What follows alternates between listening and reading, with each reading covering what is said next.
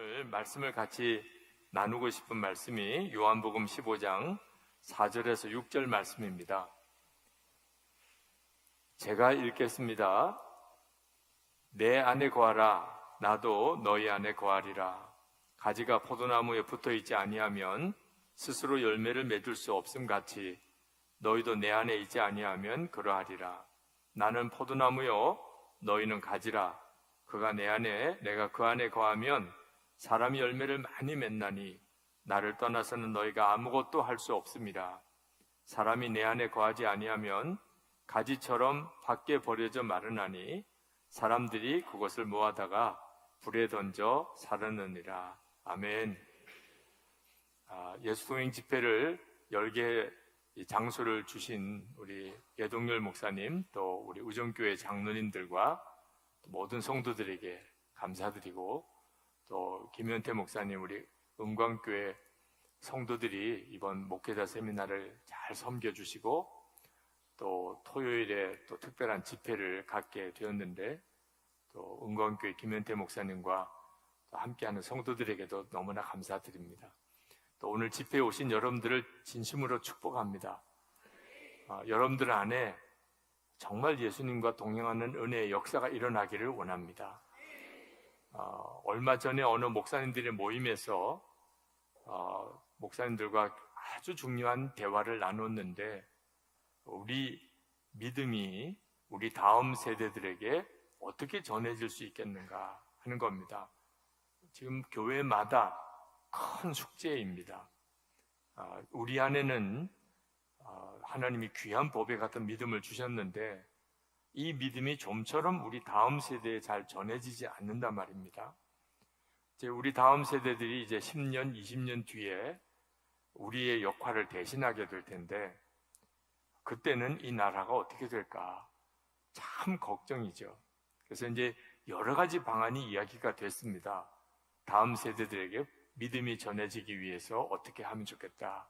다 좋은 의견들이셨어요. 근데 제 마음속에 있는 너무나 안타까움이 있어서 목사님들과 같이 나눴습니다. 우리 믿음을 우리 자녀들에게, 다음 세대들에게 전해주자고 하는데 우리들에게는 믿음이 있습니까? 라고 물었어요. 정말 좋은 대화 시간을 완전히 초치는 느낌이 들기는 했습니다만 정말 물어야 하겠다고 싶더라고요. 우리들에게는 믿음이 있습니까? 그래야 뭘 믿음을 전해줄 거 아니겠어요? 사실 부모 세대, 우리 어른 세대들 안에도 지금 믿음이 무너져 있어요. 우리가 겨우 붙잡고 있는 것이 지금 종교적인 행위입니다. 주일이면 교회 가야 되고 새벽마다 새벽기도 가고 그런 종교적인 행위로 겨우 우리 믿음을 지탱하고 있는 거예요. 예수님께서 정말 나와 함께 계시는 것이 분명하게 믿어지는 성도 찾아보기가 참 어렵습니다. 예수를 믿는다고는 하지만 실제로는 자녀 세대들이 보기에 우리 엄마는 진짜 예수님을 잘 믿으셔. 우리 아버지는 정말 마음에 예수님이 계신 게 분명해. 우리 교회는 진짜 예수님의 교회야. 우리 부모 세대의 어른 세대들 안에 그런 믿음 자체가 이제는 거의 없어져 있다는 거예요. 그러니 없는 믿음을 뭘 전해주나요? 어른들은 그래도 종교 행위 자체로 겨우 버텨요. 그것마저도 없으면 진짜 다 무너지니까. 근데 다음 세대들은 종교적인 행위로 그렇게 버틸 의미를 찾지 못해요. 예수님이 안 믿어지는데, 함께 계시다는 게 안 믿어지는데, 근데 교회에 왜 나가야 되나? 그게 지금의 문제인 거예요. 여러분, 지금 우리 한국교회의 문제가 교인 수가 줄어들고 다음 세대들이 교회 안에 있지 않고 떠나가는 것이 문제가 아니에요. 한국교회의 진짜 문제는 예수를 믿는다고 하는 성도들 안에 정말 예수님이 함께 계시는 믿음이 너무 희미한 거예요. 예수님이 내 안에 계시다고 말은 하고 고백은 하는데 삶의 실제가 아닌 거예요. 한 번은 어느 젊은 여성도가 저에게 메일을 보내왔습니다. 목사님, 아직 예수님이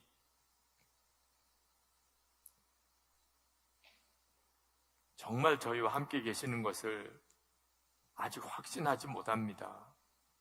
그런데 남편과 함께 교회를 찾던 중에 선한 목자 교회를 찾게 되었습니다.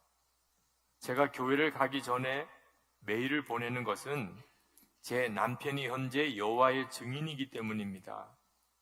이번 주부터 남편이 6개월간 교회를 다니며 여호와의 증인들이 믿는 교리가 맞는지 기독교가 맞는지 판단해 보겠다고 하는데, 만일 6개월 안에도 남편이 정말 예수님이 그리스도시고 교회가 진정 천국 공동체라고 믿어지지 않으면 6개월 뒤에는 제가 여호와의 증인들이 다니는 왕국회관에 6개월간 같이 다녀야 한다고 합니다. 저는 정말 성령과 정확한 복음으로 남편이 예수님을 믿게 하고 싶습니다. 6개월 뒤에 왕국회관에 앉아서 이단들과 마주하고 싶지 않습니다. 남편은 기독교에 대해 회의적이지 않고 또한 여호와의 증인이라기보다는 집안 역량 때문에 믿게 된 것도 있어서 본인도 납득이 가면 기독교인이 되고 싶어 합니다. 제발 저희 가정을 도와주세요. 6개월 이후에도 계속 교회를 다니고 싶습니다. 이 편지를 우리 장로 수련회 때 장로님들에게 읽어드렸어요. 장로님, 이제 여호와의 증인인 어느 여성도의 남편이 6개월 교회에 나와보겠답니다. 나와보고 예배 드려보고 교회 모임에 참석해보고 교인들도 만나보고, 그리고 예수님이 그리스도시구나, 교회는 진짜 천국이구나, 그러면 교회 나오겠답니다. 근데 그렇지 못하면 아내를 왕국회관 데려가겠답니다. 너도 6개월 동안 이 왕국회관에 와봐. 장로님, 정말 우리 교회는 그런 교회일까요? 그 장로 수련회 때 장로님들이 정말 진지하게 됐어요. 우리 교회는 정말 여호와의 증인이 와서 한 6개월만 지내보면 여기가 진짜 교회구나, 진짜 구원이 여기 있구나, 답을 얻을 수 있을까? 여러분이 지금 다니는 교회에 만약에 여호와의 증인이 그렇게 진지하게 정말 질문을 가지고 들어와서 신천지처럼 교회를 뒤집자고 오는 게 아니고 정말 복음이 여기에 있나 알고 싶어서 만약에 온다면 여러분은 그들이 예수님을 만나게 될 거라는 확신이 있나요? 지금 한국 교회가 가지고 있는 진짜 문제는 교인수 주는 것도 다음 세대 떠나는 것도 사실 아니에요. 그 원인이 중요한 거예요. 교회에 와도 예수님을 못 만나는 거예요. 예수 믿는 성도들 안에 주님이 계신 증거가 없는 거예요. 여러분, 2024년 9월, 내년 9월입니다. 이제 한 1년도 채 안 남았어요. 한국에서 로잔 4차 대회가 열리게 됩니다. 전 세계 복음주의권의 목회자들, 선교사님들, 신학자들, 또 실업인들, 청년들, 그들이 한 5천 명이 222개 국가에서 대표들이 와요. 이 로잔 대회는 전 세계 선교의 가장 중요한 영적인 용광로 역할을 하고 있는 세계적인 선교 운동입니다. 그 4차 대회가 로잔 설립 50주년을 맞아서 한국에서 열려요. 자, 그때 하나님께서 지금 현재 한국교회가 처해 있는 이 영적인 어려움, 이런 침체를 전 세계의 복음주의권의 지도자들에게 보여주시려고 그들을 한국에 오게 하셨을까요? 이봐, 이렇게 부흥됐던 한국교회였는데 지금은 실상이 이 정도야. 하나님이 그런 계획을 가졌을까요? 지난 2010년 3차 로잔 대회가 남아프리카 공화국에서 열렸습니다. 그때 중국의 가정교회가 그 남아공의 3차 로잔 대회에 가려고 다 준비했어요.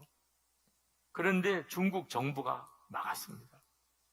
이 로잔 대회의 여러 가지 신앙의 기준이 중국 공산당과 안 맞는다는 거예요.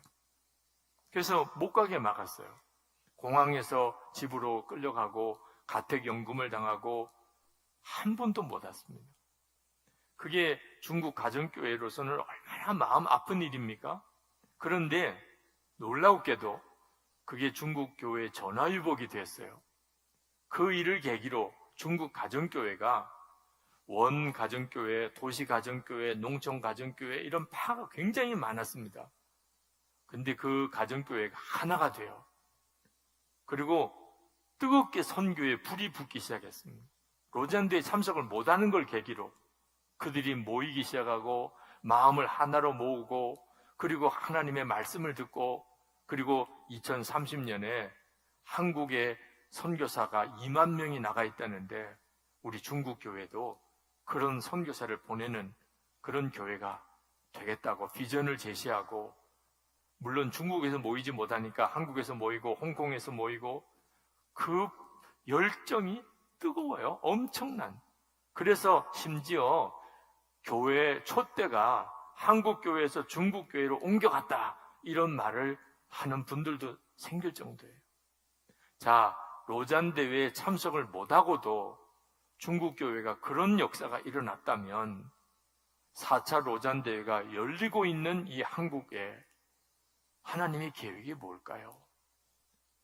하나님은 한국 교회를 반드시 영적으로 다시 일으키시려는 것이라고 믿어야 되잖아요. 이건 지극히 자연스럽고 당연한 일이잖아요. 우리가 하나님이 역사를 주관하신다고 정말 믿는다면 이건 당연히 그렇게 될 것이구나. 4차 로잔 대회가 이제 거의 1년 앞으로 다가왔습니다. 그때 하나님이 한국교회에 어떤 부흥을 주시기를 원하는 걸까요? 단순히 교인 수가 늘어나는 걸까요? 저는 아니라고 생각해요.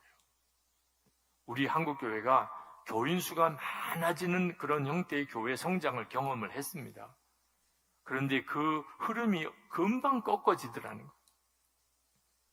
우리에게서 진짜 부흥은 우리 안에 예수님이 계신 것을 우리가 진짜 믿게 되는 일이에요. 예수님이 내 안에 계시고 그리고 옆에 있는 성도 안에 계시고 두세 사람이 내 이름으로 모인 곳에 주님이 함께 계시겠다고 하셨으니 교회마다 주님이 정말 같이 계신 것이 진짜 믿어지는 역사. 이 일이 한국교회에 일어날 부흥, 영적인 대각성입니다. 울산에서 열리는 이 집회가 저는 바로 그 한국교회 부흥을 위한 매우 중요한 집회라고 생각하는 거예요. 저희들이 울산에 오면서 예수동행 집회를 위해서 기도하면서 하나님, 이 예수동행 집회에 참여하는 성도들이 중심이 되어서 울산 시내에 있는 모든 교회 안에 예수님이 우리와 함께 계시겠다는 이 믿음의 눈이, 확신이 놀랍게 열려지게 되기를 그렇게 기도했어요. 오늘이 지금 그 시간입니다. 이제 한 1시간 정도쯤 지나면 이 집회가 끝나게 돼요. 여러분 안에 정말 주님께서 여러분 안에 주님이 계신 것에 대한 놀라운 확신을 주실 건지 아닐지가 지금 이 시간에 결정이 나는 거예요. 이제 한 1년 정도밖에 안 남았어요. 근데 하나님이 진짜 그런 부흥을 한국교회에 주실 수 있을까요? 물론이에요. 너무 분명한 일이에요. 의심할 수가 없을 정도예요. 왜냐하면 제 안에 지금 계시죠. 여러분 안에 계시죠. 그런데 우리가 예수님이 우리 안에 계신 것에 대한 믿음의 눈이 열리는 것이 뭐가 그렇게 문제가 되고 어려운 일일까요? 오늘 여기 계신 여러분들만이라도 예수님이 진짜 정말 내 안에 계시구나. 이 사실에 대하여 분명하게 믿어지기 시작하면 그러면 우리의 삶 전체가 다 뒤바뀌게 됩니다. 예수님은 분명히 말씀하셨어요. 요한복음 15장 5절에 나는 포도나무요 너희는 가지라. 그가 내 안에 내가 그 안에 거하면 사람이 열매를 많이 맺나니. 아멘입니다. 우리 주님이 말씀하신 거예요. 이건 우리 자신에게 지금 놀랍게 이루어져 있는 일이에요.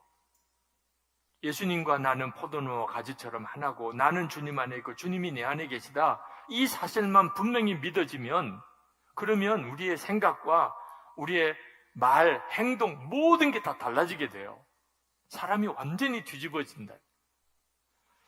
주기철 목사님께서 조만식 장로님이 설립하신 오산학교를 나갔습니다. 그가 졸업한 후에 연희전문학교 상과에 들어갔죠.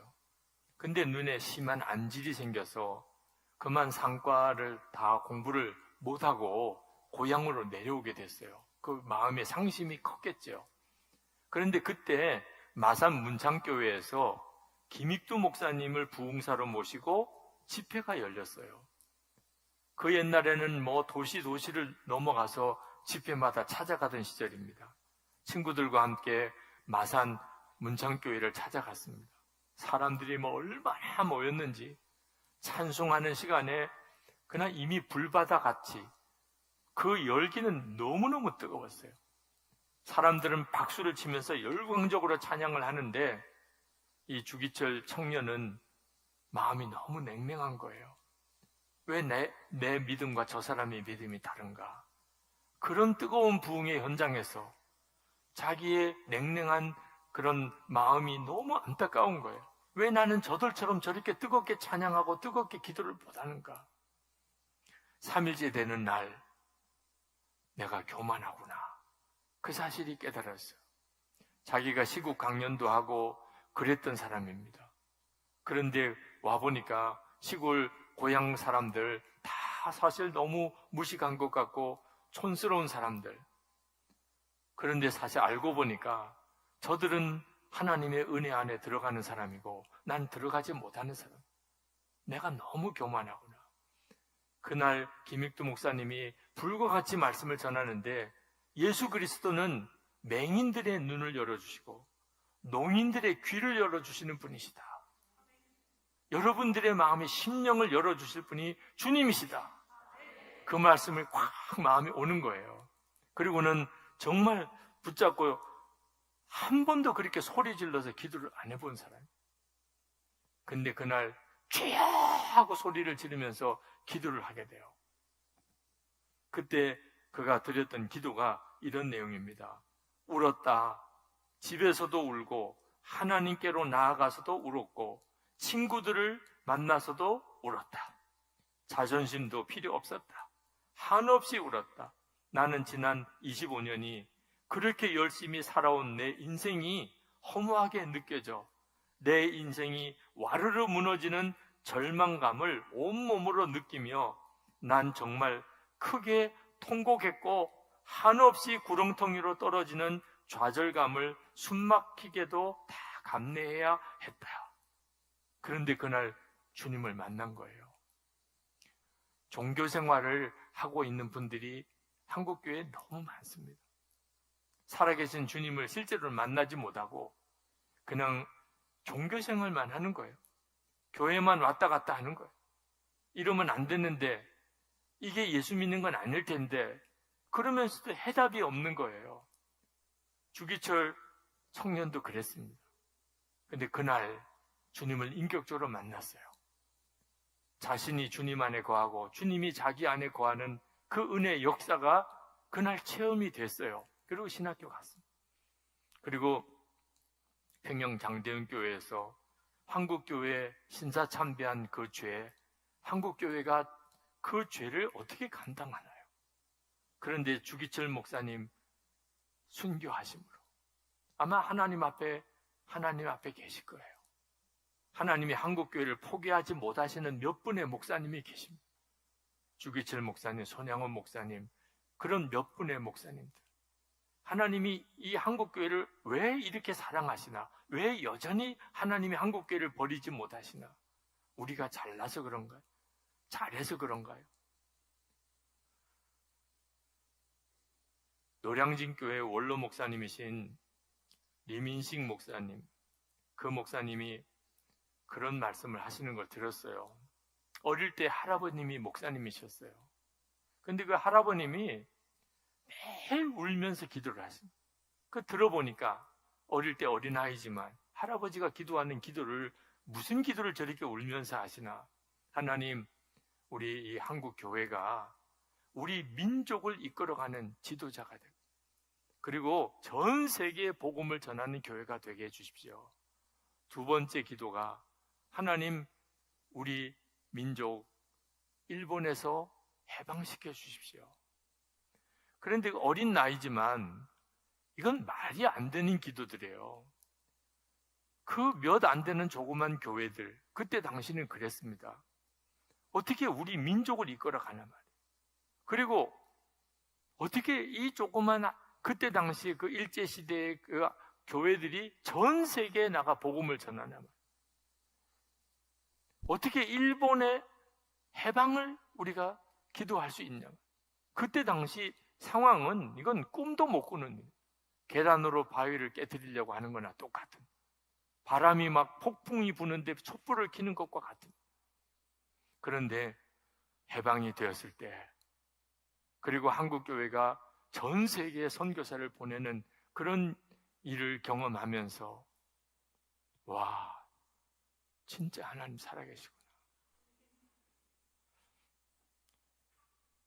여러분, 우리가 진짜 예수님을 제대로만 믿으면, 그러면 하나님은 이 한국교회를 엄청나게 쓰실 수 있어요.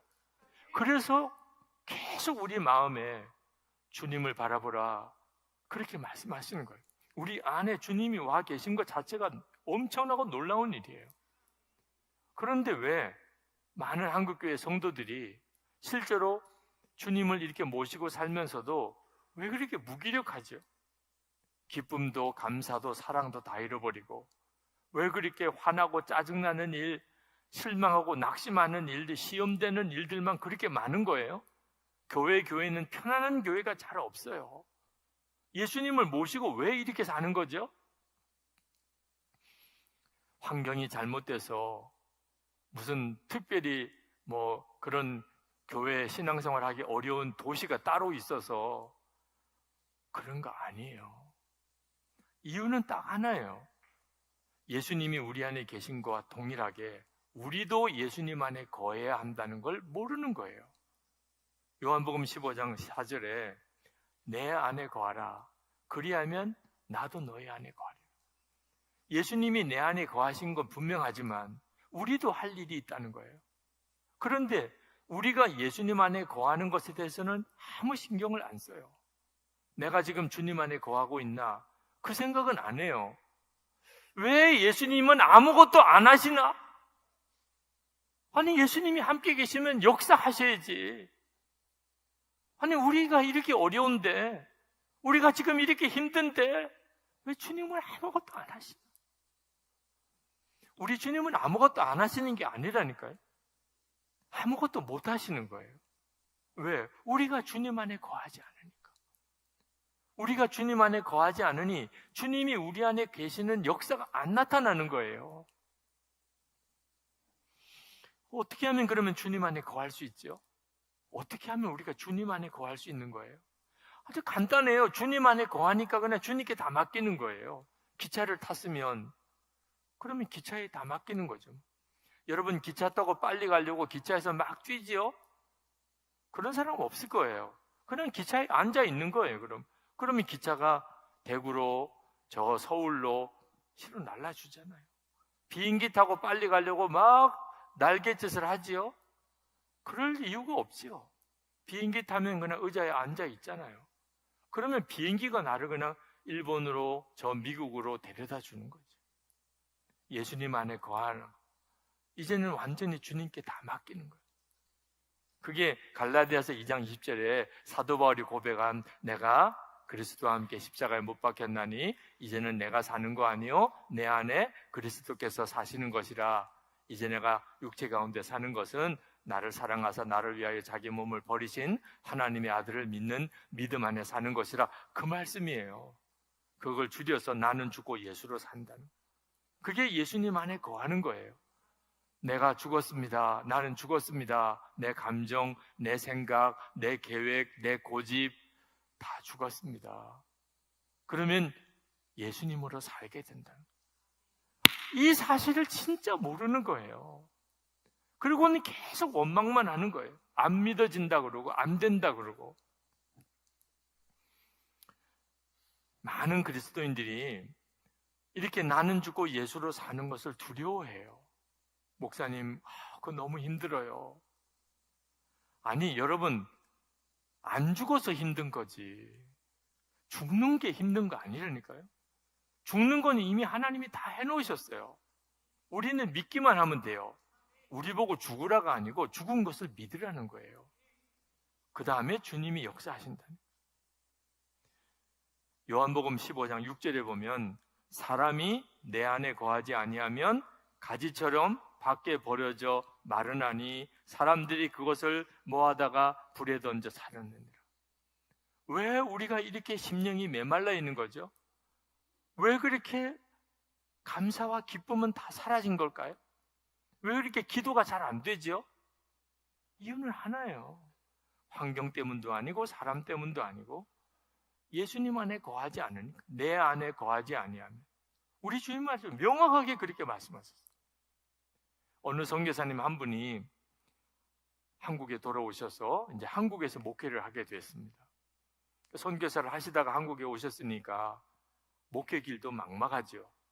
뭐 어디 교회에서 기다리고 있다가 청빙을 한 것도 아니고 그냥 가족 데리고 여러 가지로 선교적인 상황이 쉽지 않아서 한국으로 귀국을 하셨어요. 고민하시다가 교회 개척을 하기로 작정을 하셨습니다. 3개월 동안을 그렇게 지내다 보니까 이제는 뭐라도 해야 될 것 같아요. 그래서 이제 교회를 개척하기로 작정을 하고 이제 영성 훈련을 받으려고 했더니 그 젊은 청년 간사가 질문을 하더래요. 목사님, 선교사님까지 하셨다고 그러시니까 이제는 정말 십자가 복음이면 충분하지요. 그렇게 묻더래요. 그때 아멘 이렇게 못하고 글쎄요 이렇게 대답. 글쎄요. 그 이야기를 하는데 그 목사님이 울어요. 내가 글쎄요 그렇게 대답을 하더래. 청년 간사가 묻는데 그전에는요 예수님의 십자가 복음이면 충분하지 그렇게 자기가 늘 그렇게 설교도 하고 그렇게 믿었대요. 그런데 3개월 동안 집도 없어요. 교회도 없어요. 생활비도 없어요. 짐 풀어놓을 곳이 없어요. 목사도 먹고 살아야 되잖아요. 자녀 교육도 시켜야 되잖아요. 목사도 뭐가 살 수 있는 생활비가 있어야 되잖아요. 교회를 개척하려고 그러면 개척비라도 있어야 되잖아요. 그러다 보니까 그만 십자가 복음이면 충분하지요. 글쎄요 이렇게 되더라고요. 자기가 그렇게 되더래요. 3개월 동안 아무것도 없이 살아보니까. 여러분의 믿음은 몇 개월짜리예요? 여러분의 믿음은 정말 몇 개월짜리냐고요. 예수님 내 안에 계시다. 예수님의 십자가, 그 완전하신 하나님의 사랑, 예수님 한 분이면 충분하다. 이 믿음의 고백이 여러분은 몇 개월쯤 견딜 수 있을 것 같아요? 주님 안에 거하지 않으면 직분 한순간에 다 의미가 없어요. 예수 얼마나 오래 믿었는지, 내가 교회에서 얼마나 중요한 역할을 했는지, 얼마나 내가 옛날에 성령 체험을 강하게 했는지, 얼마나 성경을 많이 배웠는지 한순간에 다 무너진다고. 우리가 예수님 안에 거하지 않으니까 모든 게 다 엉망이 되는 거예요. 그래서 제가 예수 동행 일기를 쓰는 예수 동행 운동을 하게 된 거예요. 주님 안에 거하는 방법이 뭘까? 우리가 항상 주님 안에 거할 수 있는 길이 뭘까? 그러면 주님이 내 안에 거하시는 역사가 나타나게 되는데, 그래서 항상 주님 생각하며 살자. 매일 주님 생각하면 그거 하루라도 그거 내가 소홀히 여기지 않도록, 혹시 오늘 그렇게 못 살았으면 내일은 반드시 주님을 바라보고 주님 붙잡고 눈 뜰 때부터 주여 부르고 시작하자. 그래서 이제 예수 동행 일기를 쓰고 주님 바라보며 사시라고 그렇게 권해드리게 된 거예요. 제가 우리 하나님께 의미 있는 순종을 한 게 있다면 아마 이렇게 매일 주님을 바라보며 예수 동행 일기를 쓰게 된 일일 거예요. 사실 제 어린 시절에 저희 아버님이 목사님이신데 참 목회가 어려우셨어요. 그 지긋지긋하게 어려운 그 아버님의 목회 현장에서 저는 어린 시절을 보냈습니다. 제 어릴 때의 교회 경험은 그렇게 유쾌하지 않았어요. 제가 신학교 들어갔을 때 저희 어머님은 심장병으로 돌아가셨어요. 그런 일을 다 겪었어요. 저는 목사 되는 게 쉽지 않았어요. 저는 목사 안수 받기 전날 하염없이 길거리를 걸었어요. 도망가도 오늘 가야 돼요. 내일 안수라는 걸 받고 나면 그건 이제 도망도 못 가요. 그런 심정으로 저는 목사가 됐어요. 제가 군목 훈련을 받다가 다리가 부러지고 장애인이 될 처지까지 몰렸어요. 그리고 군목 인관도 못하고 그리고 집으로 돌아왔는데 이미 교회는 다 사임을 하고 제 아내와 딸은 아버님 집에 얹혀 살고 있는, 저는 군목도 못 되고 집에 왔어요. 자, 목사도 어느 교회 가서 섬겨야 되잖아요. 아무도 저를 받아주는 데가 없어요. 목발 짚고 돌아다니는 목사를 부목사로 받아줄 교회가 아무 데도 없었어요. 3개월 동안 그냥 아버님 서재에 가서 아침, 점심, 저녁 계속 하나님 제 길을 인도해 주세요. 사람한테 부탁하고 싶지 않아요. 하나님이 나를 어느 교회로 가라. 이건 하나님이 하신 거다. 그렇게 확신이 들지 않으면 앞으로 저 목회 못합니다. 그렇게 기도하다가 서울 광림교회 부목사로 갑자기 가게 됐어요. 목회하는데 제 아내가 암에 걸렸어요. 그 암 수술하는 과정에 하나님이 우리의 죽음의 문제를 다루셨어요. 군인병원에서 3년 동안 큰 수술을 3번이나 받았어요. 대학원 석사학위를 바치라. 마지막 논문 앞두고 하나님께서 너 석사학위를 내게 바치라. 생각해 보니까 하나님께 진짜 바친 게 아무것도 없더라고. 그거라도 바치라. 그래서 하나님께 석사학위 바치고 깨끗하게 저는 학위가 없어요. 그러니까 유학길도 없는 거죠. 그리고 바로 부산제일교회 담임자로 청빙받아 갔어요. 선한목자교회 담임자로 갈 때 교회는 너무너무 어려웠어요.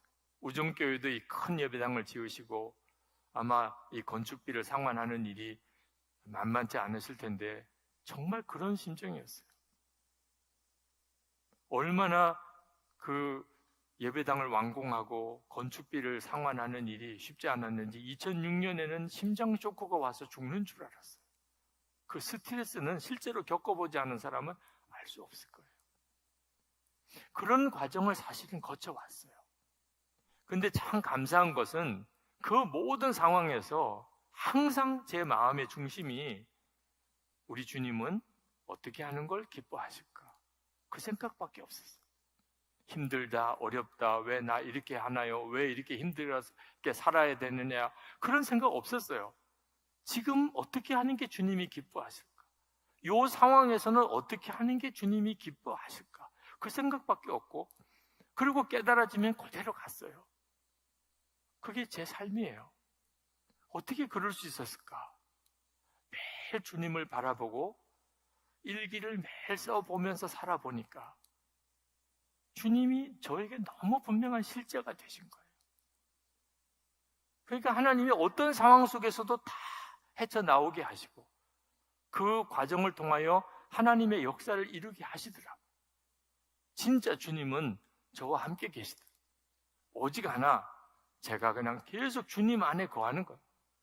불평, 원망, 의심 다 십자가에 못 박고 주님 기뻐하실 일이 뭘까? 이 상황에서 주님이 뭘 기뻐하실까? 그것만 따라갔던 거예요. 그게 주님 안에 거하는 거들. 선한목자교회에서 20년 목회를 하고 자원 은퇴 5년 일찍 은퇴를 했습니다. 선한목자교회의 지난 역사를 가만 돌아보니까 교회가 이렇게 일어나게 된, 영적으로 일어나게 된 몇 가지 중요한 사건들이 있었어요. 그 중에 하나가, 정말 기억나는 사건 하나가 장로 수련회 때 부흥이 임했던 거예요. 성령의 임재가 충만하게 임했던 사건. 2010년 3월 1일이에요. 일본에서 수련회를 했어요. 일본에서 왜 수련회를 했냐? 장로들이 자꾸 왔다 갔다 하니까 일본 가면 꼼짝없이 그냥 수련회 때 내내 같이 있을 수 있겠어서 일본의 형제교회도 있는 데다가 우리 일본 갑시다. 그래서 장로들이 다 일본으로 갔어요. 사실 그때 교회 건축이 이제 다 완공이 되고 건축 빚을 갚아야 되는 정말 굉장히 어려운 상황 속에 한 5년을 지나고 난 다음입니다. 이제 겨우 이자 갚는 것은 감당할 만하다. 그런 정도 수준이 됐어요. 이제 이자 갚는 정도는 될 만하다. 교인도 예배당 하나가 찰 정도쯤 됐다. 교회가 이제 어느 정도의 고비를 넘어간 것 같아요. 근데 아직 교회 안에 진짜 성령의 부흥이 임했다고 말하기는 어렵더라고요. 특히 우리 장로님들 사이에 그래요. 교회가 워낙 시험이 많고 큰 위기를 많이 지나오다 보니까 장로님들 안에도 서로 상처가 많으세요. 그러니까 모여도 항상 아슬아슬해요.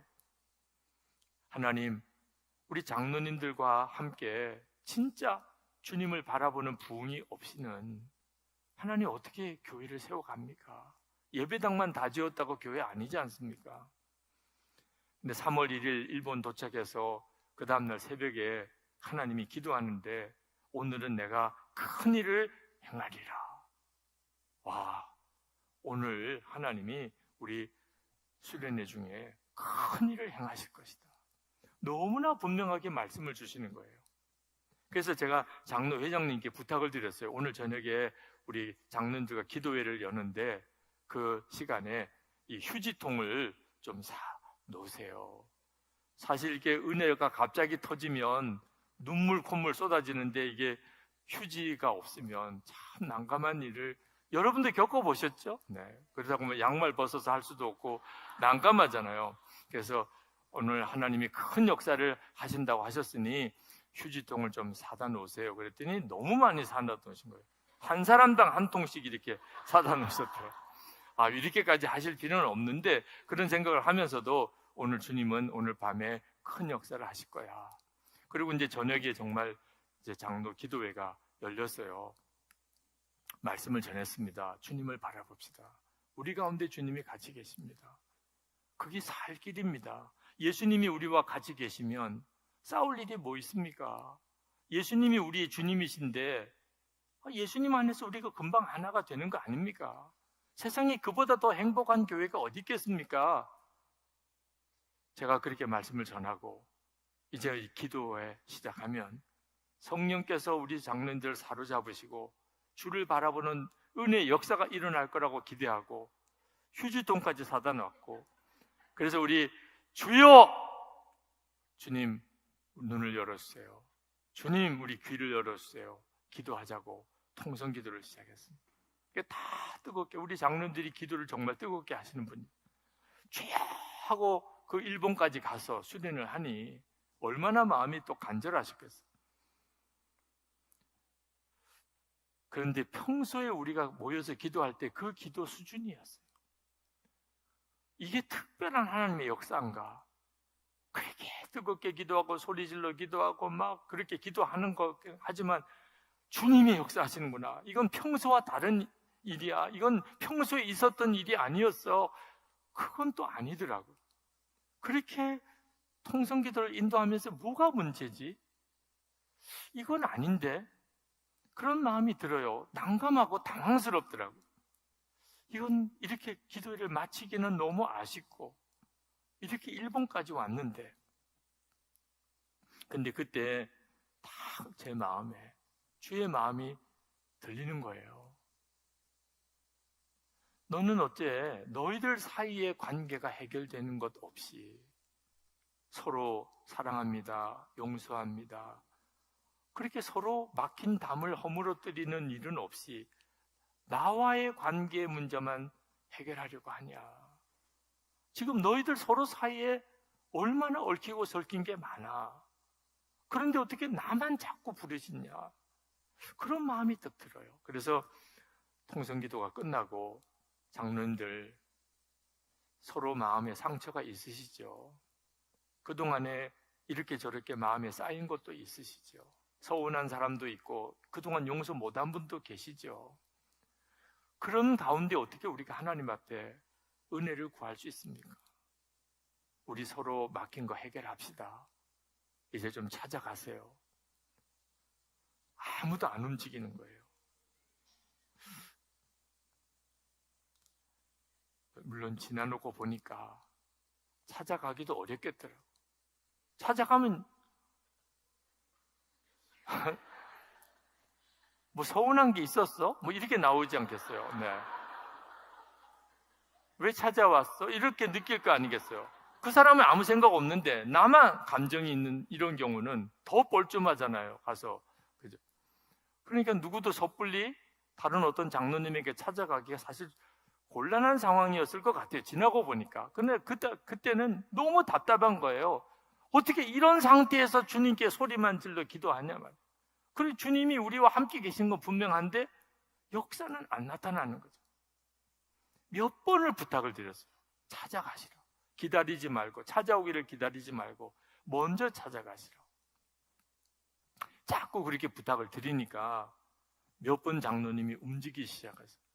몇 번 장로님이 옆에 있는 장로님 찾아가고 뒤에 있는 장로님 찾아가신 일이 있더라고. 근데 무슨 뭐 상처가 있어서 뭐 그동안에 관계가 안 좋아서 그런 게 아니고 하도 목사가 그러니까 자기라도 좀 가야 되겠다. 그래서 무조건 아무나 붙잡고 기도합시다. 이러는 분위기예요. 그래도 그 정도라도 반응을 해주시니 제가 그 다음 순서로 넘어갈 수도 있잖아요. 그래도 감사하다. 그렇게라도 하니 그냥 우리 되겠다. 근데 딱 제 마음에 통회하는 마음이 일어나더라고요. 너는 장로님들에게 잘했냐? 장로님들을 위해서 진짜 사랑하고 기도했냐? 장로님들에게 이걸 해주세요, 저거 해주세요, 요구만 하지. 너는 장로님들에게 뭘 했냐 그동안에? 그런 마음이 확 드는데 눈물이 확 쏟아지더라고요. 근데 제가 기도를 인도하고 있는데 제가 앞에서 그렇게 울면 또 안 되잖아요. 그래서 휴지를 뽑아가지고 확 제 입을 틀어 막았어요. 제가 휴지가 저를 위해서 필요한 줄 몰랐어요. 모든 장로님들 앞에 휴지가 있는 게 너무 제가 미안하더라고. 정말 제 마음에는 너무너무 애통하더라고. 장로님들에게 너무 미안한 거예요. 내가 문제구나. 장로님들에게 이래라 저래라 할 말이 아니었다. 그리고 이제 여러분 자유롭게 기도합시다. 저로서도 이제 더 어떻게 기도회를 이끌어갈 수 있는 것도 없고 그냥 제 문제구나 그렇게 생각이 들고 그냥 자유롭게 기도하세요. 그래 이제부터 자유롭게 기도하겠습니다. 반주를 틀어놓고 저도 이제 기도하려고 강단에서 내려오는데 장로님, 권사님 몇 분이 나오시더라고요. 기도를 받겠다는 거예요. 그런 분들이 많으시죠. 오늘도 집회가 끝나면 여러분 중에 정말 갈급한 분들을 위한 기도의 시간을 가지려고 합니다. 정말 오늘 주님 저를 만져주세요. 제게 영혼을 터치해 주세요. 그러신 분들이 있으시면 혼자 기도가 안 되시는 답답함이 있으시면 나오시면 기도를 해드리려고 합니다. 하여튼 그렇게 몇 분이 기도를 받으려고 나오시더라고요. 그러면 제가 기도는 해드리고 저도 개인 기도를 해야 되겠다. 이미 개인 기도를 하고 계시니 그래서 제가 내려와서 제일 먼저 분에게 가서 기도를 하려고 하는데 누가 제 손을 확 잡고 당신 머리에다가 갖다 얹는 거예요.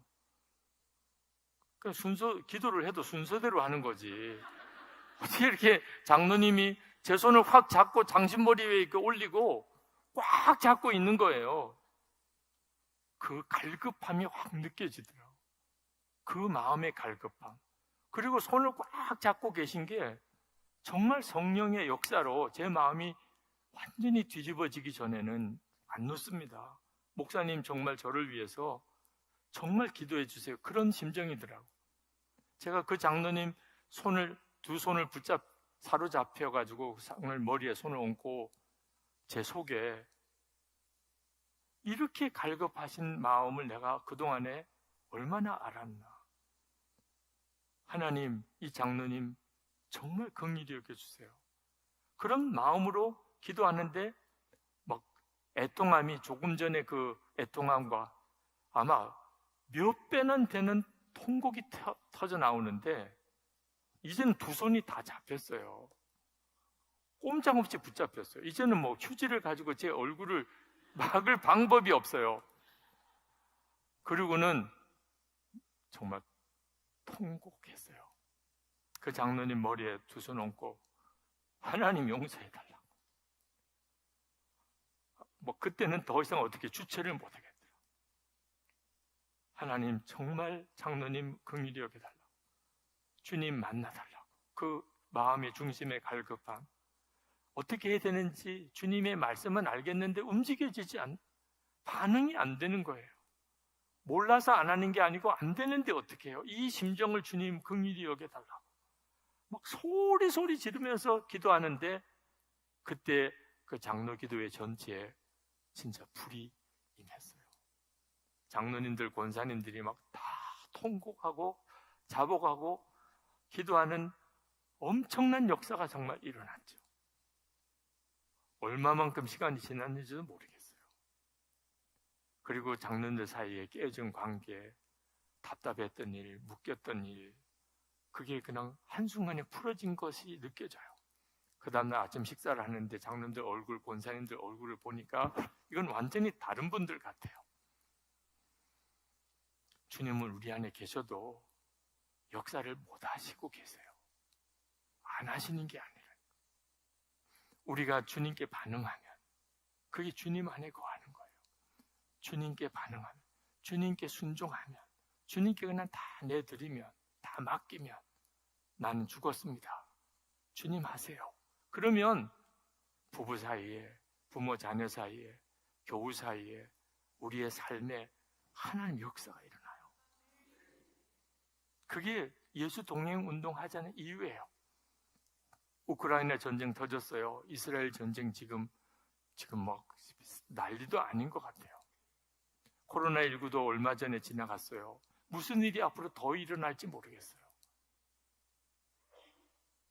예수님과 정말 친밀히 동행하는 믿음이 아니면 우리는 이 변화와 어려운 상황을 감당을 못합니다. 코로나 상황을 한번 다 경험해 보셨잖아요. 주님과 함께 동행하는 삶이 실제가 아닌 사람은 교회에 모여서 예배 못 드리는 상황만 한번 벌어져도 믿음을 어떻게 지게 될지, 내가 신앙생활을 어떻게 될지 한순간에 정체적인 난국에 빠져요. 이제는 예수님과 함께 동행하는 그 믿음으로 서야 합니다. 여러분들이 정말 그 믿음의 중심을 가져야 돼요. 여러분 중에 어떻게 하면 주님과 동행하는 삶을 살 수 있을까요? 일기를 써보려는데 그건 뭘 어떻게 하는 거예요? 우리 예수 동행 운동 위지엠 센터에서 다 도와드릴 수 있어요.